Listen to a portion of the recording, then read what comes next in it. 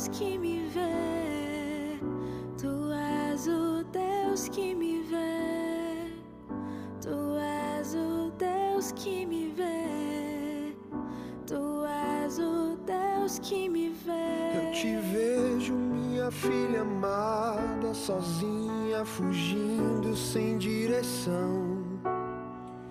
E eu vejo a sua alma aflita, cansada, clamando por solução. E eu vejo o coração humilhado, doendo, sentindo não merecer. Eu estou contigo, eu te amo, eu sou o Deus que vê. E no meio da dor serei a proteção. O seu sofrimento nunca é em vão. É pra minha glória, eu sou o Deus que vê.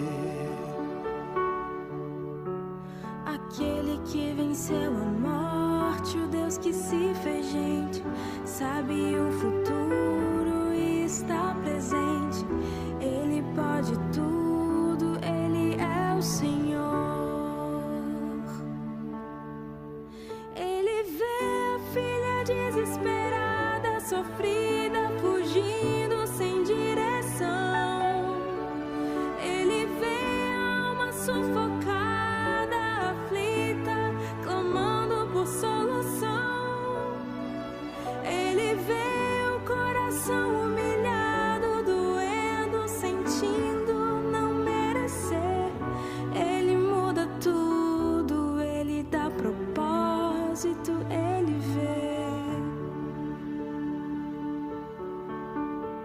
Aquele que criou o mundo, que domina o tempo, ressuscita mortos e acalma o vento. Ele pode tudo, Ele é o Senhor.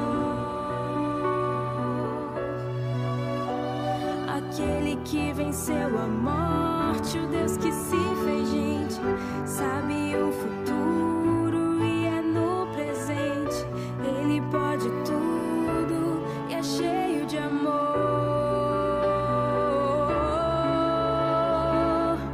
Tu és o Deus que me vê, Tu és o Deus que me vê. Eu te vejo, minha filha amada, Deus que me vê. eu sou o Deus que te vê. Ele vê a Eu sou o Deus que te vê. Eu sou o Deus que te vê. Eu sou o Deus que te vê.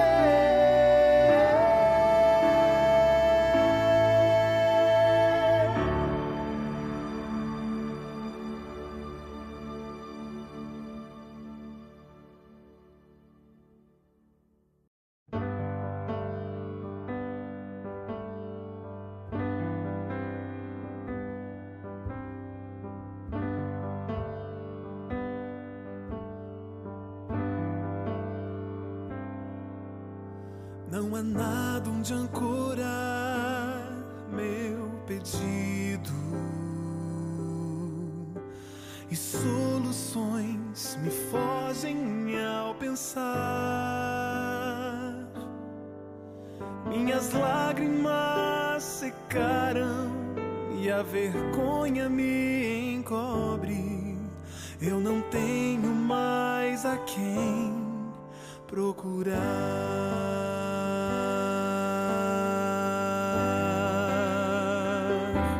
Se quiseres, eu sei que podes me limpar. Se quiseres, até o mar se abrirá. Eu jamais serei o mesmo, nova vida então terei. Eu sei que podes me curar, se quiseres. Se quiseres.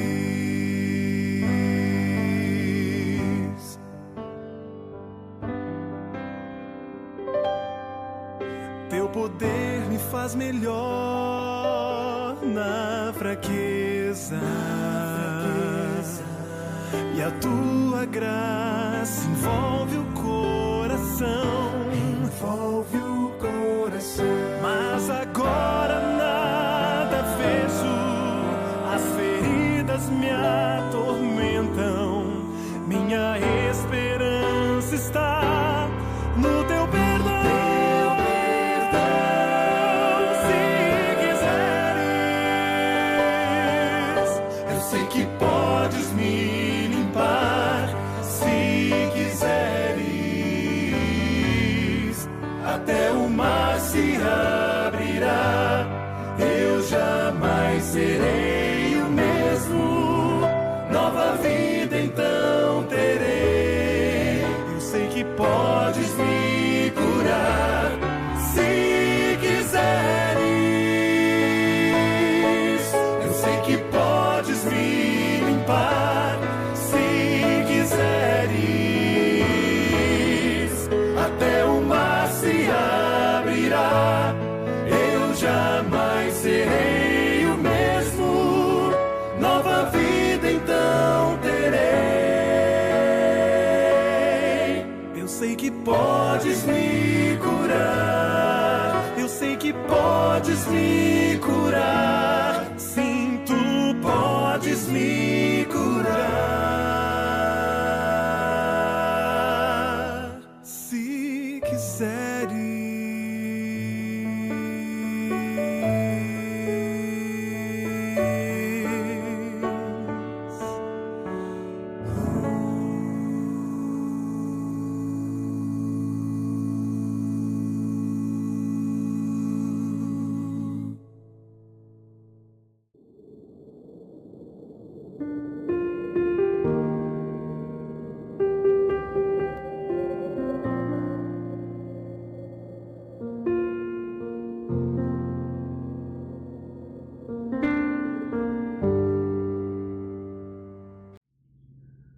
Muito boa noite, irmãos. Muito boa noite a todos que acompanham mais uma transmissão de um culto da Primeira Igreja Batista no Barreiro de Cima. Hoje, dia do nosso culto semanal, e a responsabilidade de trazer a mensagem coube a mim. Portanto, para iniciarmos, gostaria de convidá-lo para fazermos uma oração. Feche seus olhos, vamos falar com o Senhor neste momento. Senhor, nosso Deus, graças te somos, Senhor, por todas as bênçãos, por todo o cuidado que tem tido conosco, Senhor, a todo momento. Sabemos, Senhor, que somos dependentes de Ti, Senhor, mas sabemos que pela Sua misericórdia e por Teu amor tem provido a nós, Senhor, mais do que merecemos. Te peço, Senhor, que você agora, com essa mensagem, Senhor, te peço que o que venha a ser dito aqui, que seja realmente de acordo com a Tua vontade, Senhor, para que a Sua mensagem seja entregue, Senhor. Te peço, Senhor, sempre pela Tua igreja, que o Senhor esteja sempre na direção e na condução, Senhor, de tudo que for feito, Senhor, para que possamos sempre prestar cultos devidos a Ti, Senhor. Te peço, Senhor, também perdão pelos nossos pecados. É o que te peço e agradeço em nome do Teu Filho amado Jesus. Amém. Irmãos, a meditação dessa noite, eu escolhi como texto base para ela o texto que se encontra na primeira carta do apóstolo Pedro, no capítulo 1, e nós vamos ler dos versos 17 a 19.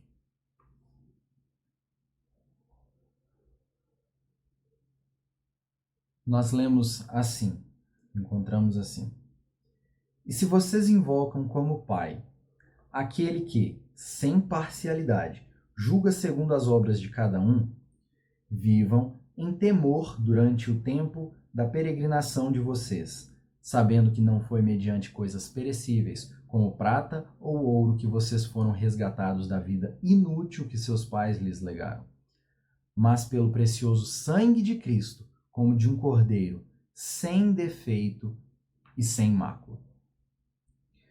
Muito se fala nos dias de hoje sobre heresias e comportamentos reprováveis que observamos, no nosso dia a dia. É por isso que certamente você já ouviu alguém dizer que este mundo está perdido. É verdade que no mundo, ou seja, os descrentes, aqueles que não foram resgatados por Jesus Cristo, não o confessam como seu Senhor, esperar dele algum temor de Deus seria esperar demais.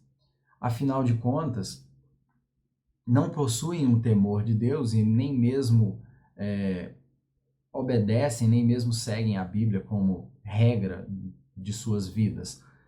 E para aqueles que não confessam Jesus Cristo como Senhor, realmente seria algo com certeza diferente, né? Com certeza inesperado. Recentemente, principalmente, vivemos uma das maiores, né, festas do nosso calendário, né? O Carnaval.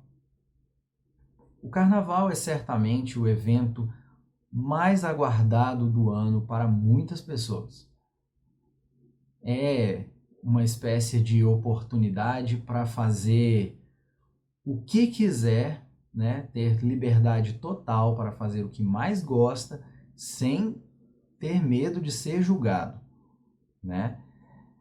E é importante a gente observar, então, que dentre essas coisas que as pessoas esperam ali, aguardam muitas vezes, né, o ano inteiro para que possam fazer, nós geralmente não observamos coisas muito boas, né? Nós não observamos ali pessoas que ficam o ano inteiro aguardando para fazer benfeitorias, para ajudar o próximo. Não é necessariamente aquilo que a gente mais observa durante as festividades do Carnaval. Mas durante os dias ali do Carnaval, nós observamos muita bebedeira, muita festa, né? E outras coisas mais que nem mesmo convém que a gente cite aqui, mas que certamente todos o sabem, né? Mas a gente não pode, de forma nenhuma, dizer que o que ocorre durante as festividades do Carnaval seja... a gente não pode condenar mediante a nossa própria regra, porque nós sabemos que nós, como seres humanos, todos somos reprováveis perante a Bíblia e sempre com a nossa inclinação, a inclinação da nossa carne é para aquilo que é mal. Um dos textos certamente mais conhecidos da Bíblia seria o texto de Romanos capítulo 3, nós não vamos ler aqui neste momento, mas certamente os irmãos já conhecem de cor e salteado. Ali o apóstolo Paulo vem descrevendo o gênio humano, né, o gênero humano, como nós somos, como a nossa natureza realmente é, né, a nossa tendência para aquilo que é mal, e seja às vezes aquilo que ocorre durante o Carnaval ou não, né? A nossa tendência é para o pecado. Nós temos isso em nós desde que Adão pecou lá no jardim do Éden. Sabendo então que nós temos essa tendência, essa natureza pecaminosa e essa natureza que nos separa, né, de Deus, nos deixa destituídos, porque o Deus que é santo não pode se misturar com o pecado, é que Cristo precisou vir ao mundo, né?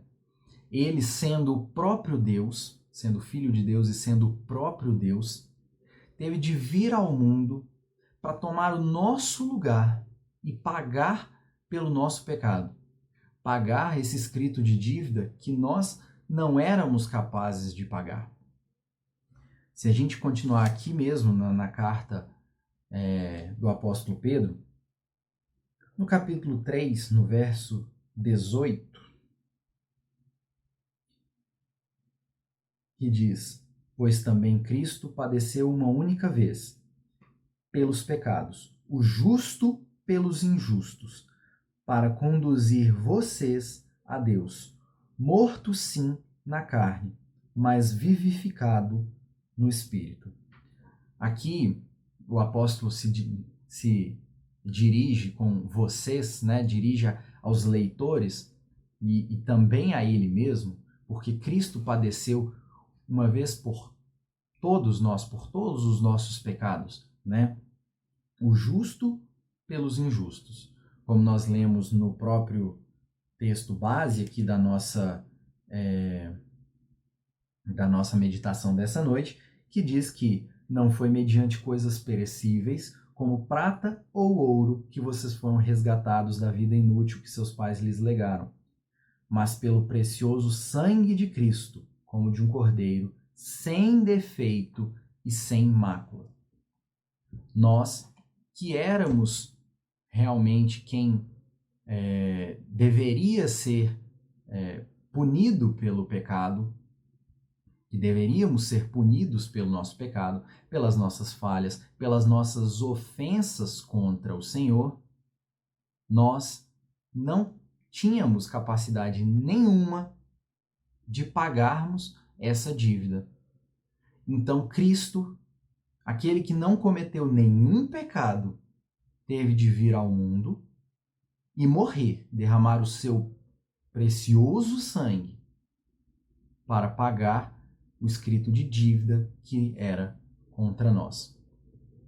O sacrifício de Cristo é o único meio de nos livrarmos do castigo que nos era devido, por causa das nossas más obras e da nossa natureza pecaminosa. Só que uma vez que nós fomos comprados para Deus por tão alto preço que nós nunca conseguiríamos pagar, nós nunca conseguiríamos atingir esse grau de perfeição, o nosso proceder, sendo uma vez regenerados, sendo agora salvos, ele precisa refletir isso que foi a maior de todas as bênçãos que poderíamos receber. Nós que estávamos caminhando para o inferno, fomos resgatados por Cristo, sem que de nada merecêssemos, mas fomos resgatados para vivermos novamente em comunhão com o Pai, com o nosso Criador. Então, ainda aqui na carta de Pedro, no capítulo 4, vai dizer assim: Ora, tendo Cristo sofrido na carne, estejam também vocês armados do mesmo pensamento, pois aquele que sofreu na carne rompeu com o pecado, para que no tempo que lhes resta na carne, vocês não vivam mais de acordo com as paixões humanas, mas segundo a vontade de Deus. Essa instrução aqui, ela é muito importante para nós, porque é ela que vai ditar o nosso proceder agora, uma vez resgatados por Cristo, mas nós ainda somos pecadores. Então, como deve ser o nosso proceder mediante o mundo, estamos no mundo, mas não somos do mundo, e como nós devemos proceder? Nós ainda podemos ler também na carta aos Efésios, o apóstolo Paulo, no capítulo 4, verso 1, vai dizer assim: Por isso eu, o prisioneiro no Senhor, peço que vocês vivam de maneira digna da vocação a que foram chamados. Isso aqui, essa instrução, é uma instrução tão importante, mas que vem sendo negligenciada desde o início. Porque muitos crentes, infelizmente, têm o costume de se acomodar. Nós temos como se fosse é da natureza humana, porque o pecado nos é agradável, nos parece mais agradável sempre, a inclinação da nossa carne continua sendo para aquilo que é mal, então nós temos a tendência de nos acomodarmos, e agora que nós fomos salvos, eu acho isso ótimo, maravilhoso, e agora eu vou viver minha vida como eu bem entender. Mas essa não é a instrução que a gente encontra aqui do apóstolo Pedro, do apóstolo Paulo. E na verdade, o apóstolo Paulo vai até darmos uma instrução mais detalhada e nos diz assim, na continuação, no verso 2 do capítulo 4, diz: com toda humildade e mansidão, com longanimidade, suportando uns aos outros em amor, fazendo tudo para preservar a unidade do Espírito no vínculo da paz. Essas coisas certamente são bonitas, né, quando a gente encontra isso, mas é triste porque a gente precisa observar, a gente precisa ser coerente e observarmos que essa não é a nossa prática natural. Não é. Na verdade, essa prática, se fosse uma prática natural, não precisaria de uma instrução do apóstolo Paulo. E ainda, se voltarmos para a carta de Pedro, que foi onde tiramos o texto base para a nossa meditação, nós vamos encontrar diversas instruções sobre a nossa vida como cristãos, frente a autoridades, no casamento, no relacionamento entre irmãos, dentro da igreja, né? Porque nem mesmo dentro da igreja não vamos encontrar santidade, não vamos encontrar pessoas que não erram, pessoas que não pecam, mas Cristo instituiu a igreja exatamente para que nós estivéssemos ali juntos, suportando uns aos outros em amor, para que nós estivéssemos sempre nesse exercício de tentarmos sermos diferentes daquilo que era a nossa natureza anterior. Então, o que seria realmente viver de maneira digna da vocação a que fomos chamados?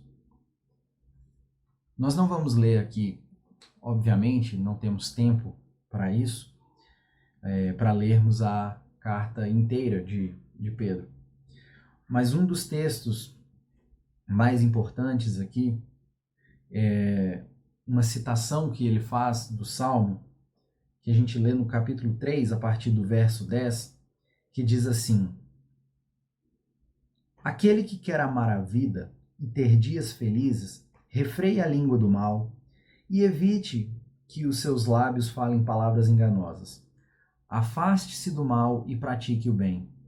Busque a paz e empenhe-se por alcançá-la, porque os olhos do Senhor repousam sobre os justos e os seus ouvidos estão abertos às suas súplicas, mas o rosto do Senhor está contra aqueles que praticam o mal.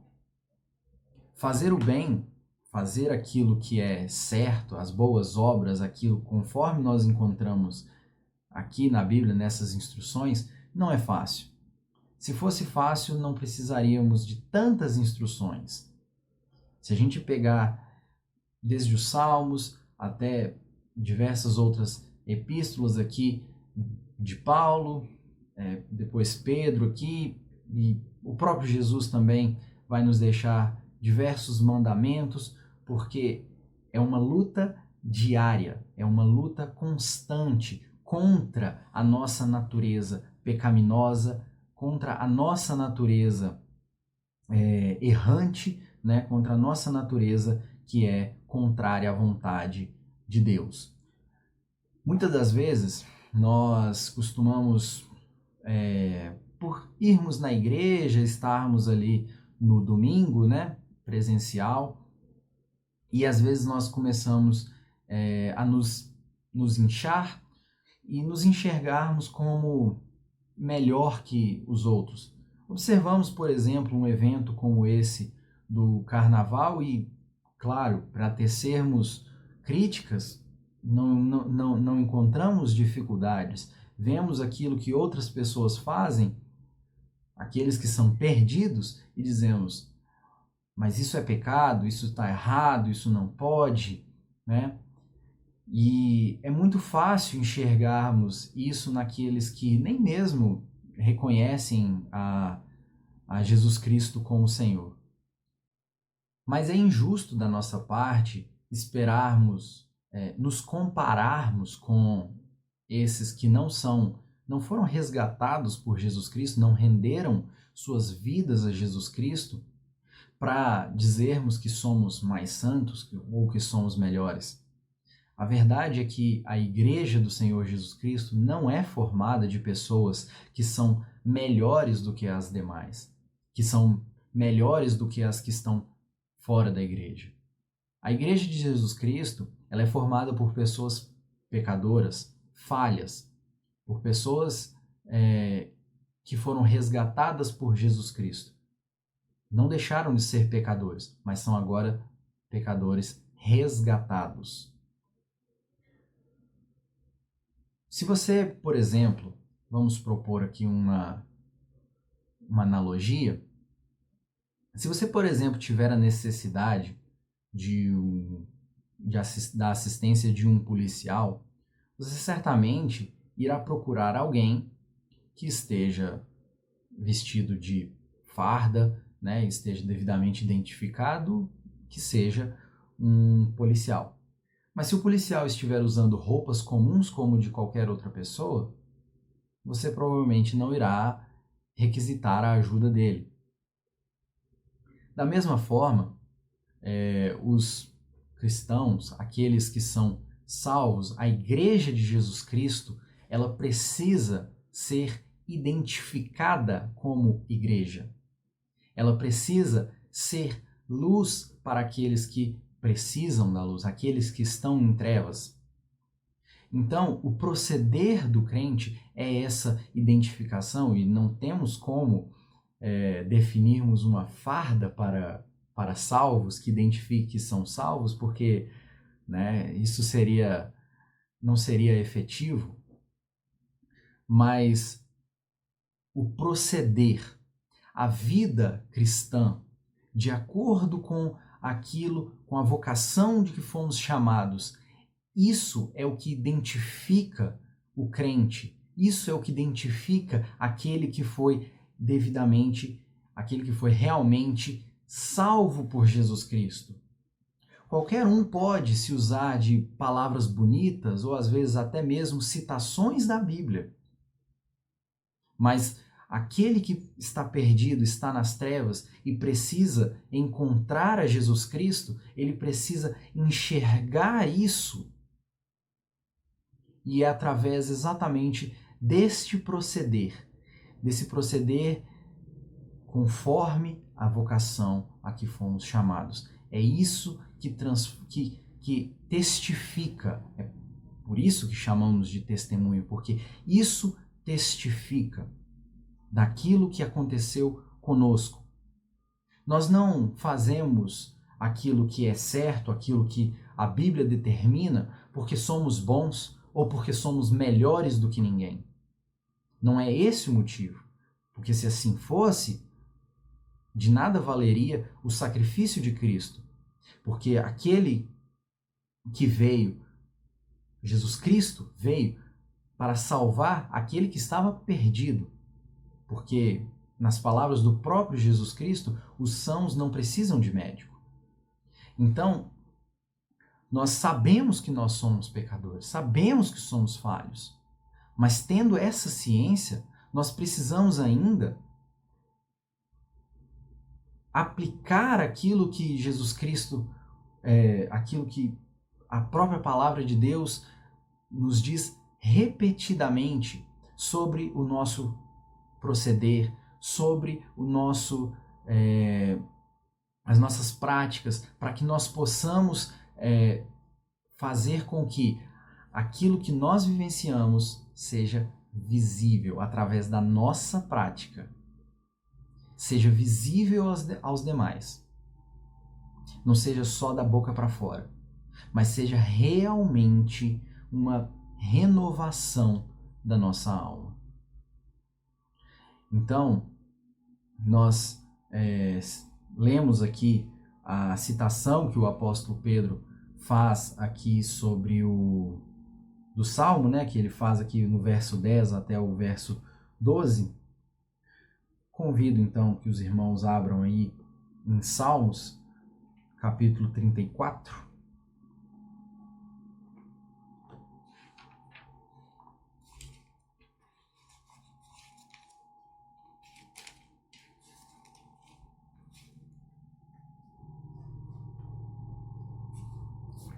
Nós podemos ler aqui a partir do verso 12, que diz assim: Quem de vocês ama a vida e quer longevidade para ver o bem?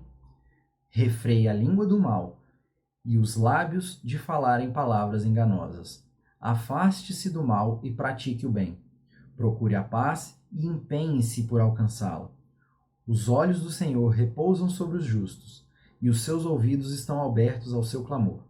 O rosto do Senhor está contra os que praticam o mal, para extirpar da terra a memória deles. Nós já lemos esse texto, é o mesmo texto, a citação aqui, né? Mas eu quis ler novamente para que a gente possa ler a continuação e ver aquilo que o salmista tem a nos dizer ainda, a acrescentar, que ele diz a partir do verso 17, que diz assim: Clamam os justos, e o Senhor os escuta, e os livra de todas as suas angústias. Perto está o Senhor dos que têm o coração quebrantado. Ele salva os de espírito oprimido. Muitas são as aflições do justo, mas o Senhor de todas o livra.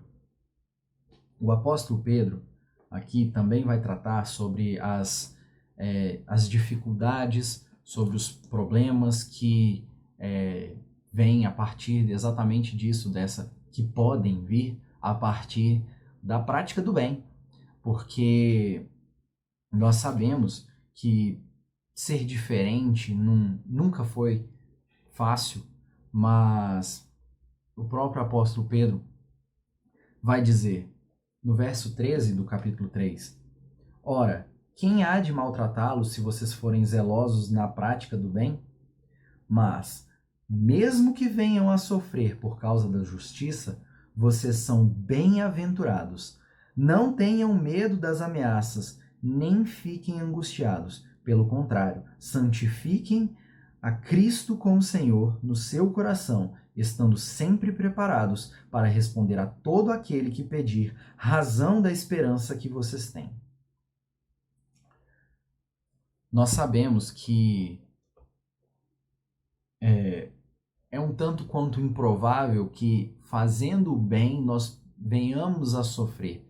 Mas isso não seria nenhuma novidade, porque isso aconteceu com os crentes desde o início, a perseguição que os crentes sofreram e tudo. Mesmo que estivessem ali levando a palavra de Deus para salvar aqueles que estavam perdidos, compartilhando dessa graça, dessa tão maravilhosa graça do Senhor, e muitos morreram, muitos padeceram, e mesmo hoje a gente não vive mais o tempo da perseguição, a gente não tem nenhum cristão, pelo menos no nosso país, né, sendo perseguido, morrendo pelo Evangelho, mas nós sabemos que existe também certamente uma pressão, muitas vezes, daqueles que são de fora, quando nós vemos, às vezes, uma pressão para mas por que você não pode agir como nós, né? E aí a gente tenta, às vezes, se espelhar naquelas pessoas que são ali próximas a nós, e nós temos, às vezes, uma certa obrigação de proceder conforme o mundo. às vezes deixar de ir na igreja no domingo para algum compromisso particular, e pessoas que podem se sentir chateadas, né, por isso. Ou às vezes o vocabulário também, né, determinadas coisas que não são muito, não são tão coerentes assim com um modo de vida cristão, mas que às vezes, para que eu não seja diferente daqueles que estão próximos a mim, eu acabo agindo dessa forma, eu acabo fazendo assim para que os outros não venham a me julgar, né? Mas o que o apóstolo Pedro diz aqui é que nós não devemos olhar para isso, não devemos olhar para o julgamento dos outros, nós devemos olhar para aquele que nos resgatou, para o Cristo que derramou o seu precioso sangue por nós. E ainda, o salmista completa aqui, o mais importante que eu queria trazer desse texto dos Salmos, é essa garantia do próprio Deus, sendo aqui palavra de Deus, dizendo que Deus livrará dos justos toda angústia, todo sofrimento. Porque nós, sendo aqui, como nós podemos pegar aqui, eu acho importante a gente pegar a própria descrição do apóstolo Pedro, no capítulo 2, que diz, no verso 9, vocês, porém, são geração eleita, sacerdócio real, nação santa, povo de propriedade exclusiva de Deus, a fim de proclamar as virtudes daquele que os chamou das trevas para a sua maravilhosa luz. Nós não somos mais pertencentes a este mundo, nós somos agora geração eleita, nação santa, povo de propriedade exclusiva de Deus. É isso que nos difere. E é isso que faz com que nós tenhamos essa ordem, essa obrigação de agirmos diferente, porque não somos mais desse mundo. Estamos no mundo, mas não somos deste mundo. E sendo diferentes, isso pode trazer consequências, isso pode trazer sofrimentos, isso pode trazer certamente situações desagradáveis, mas é do próprio Deus que vem a promessa de que Ele nos livrará de toda angústia.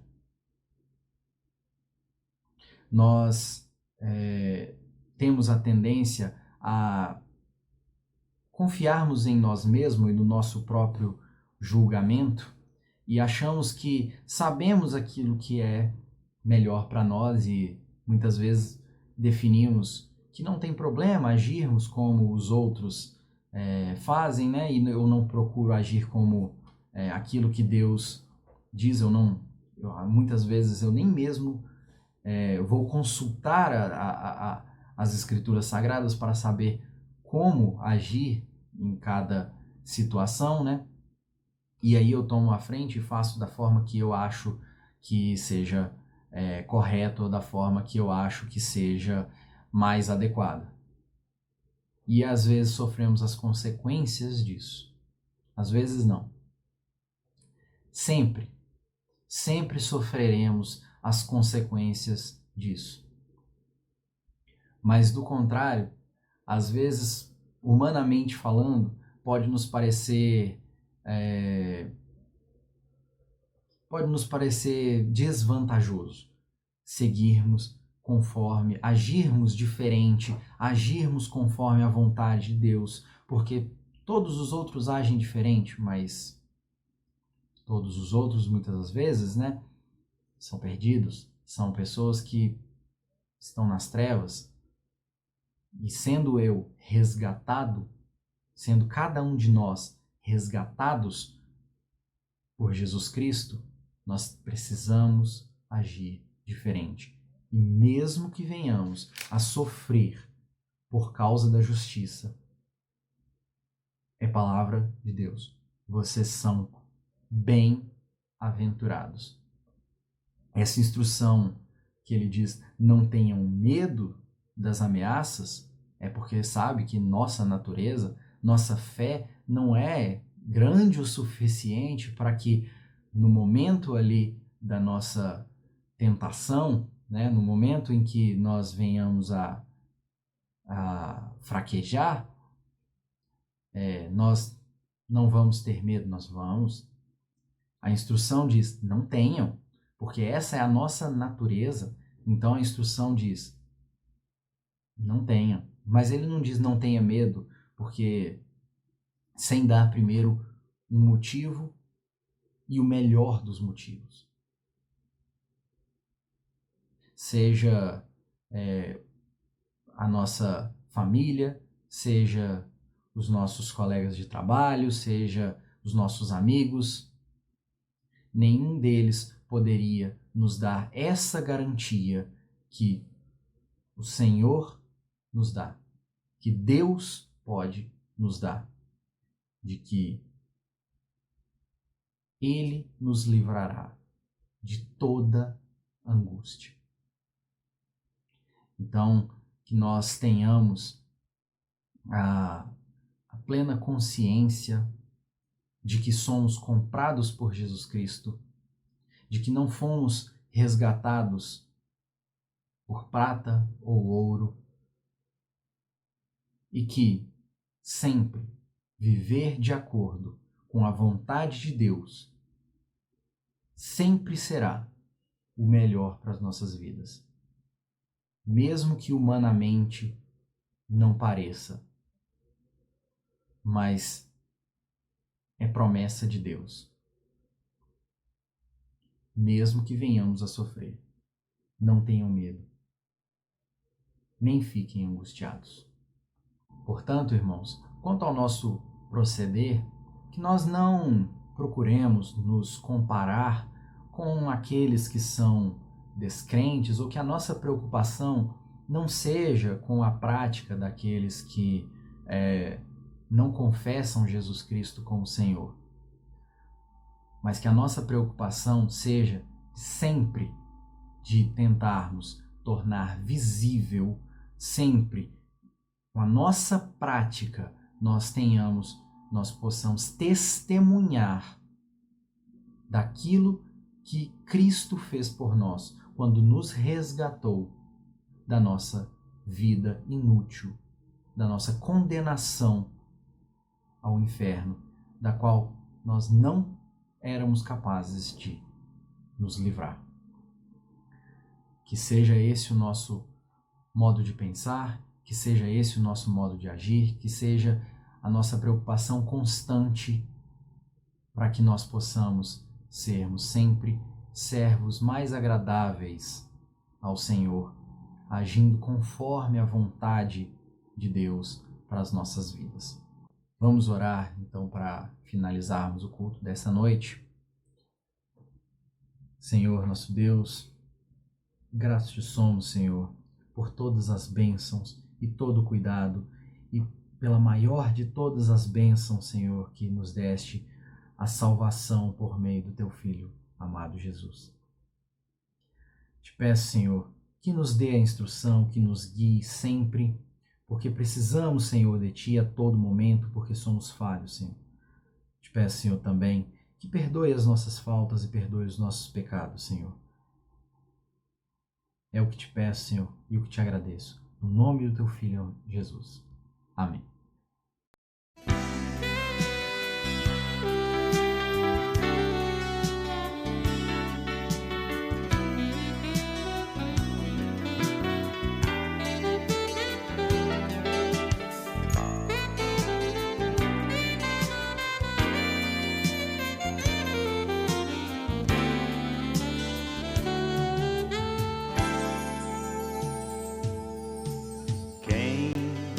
Posto a mão no arado, não pode mais olhar para trás. quem no arado põe a mão, trabalho certo e perto, tem serviço e profissão.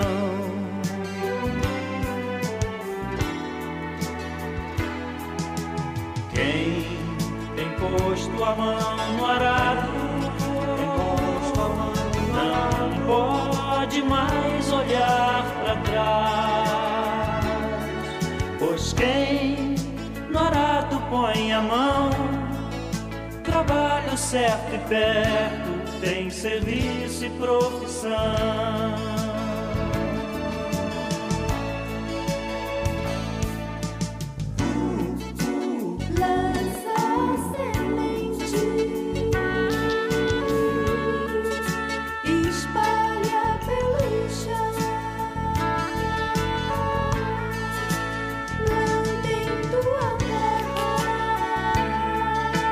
Faz do teu trabalho tua guerra.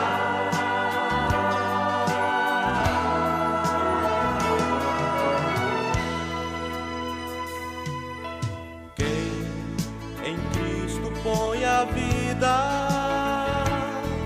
não pode mais olhar para trás, pois quem ao Mestre deu a mão, trabalho certo e perto, tem serviço e profissão.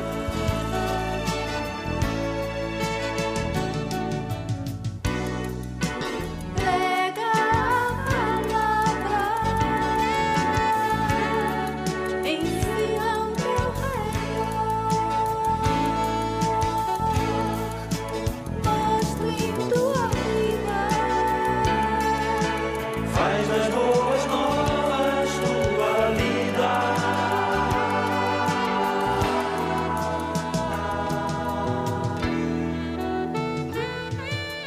Quem tem posto a mão no arado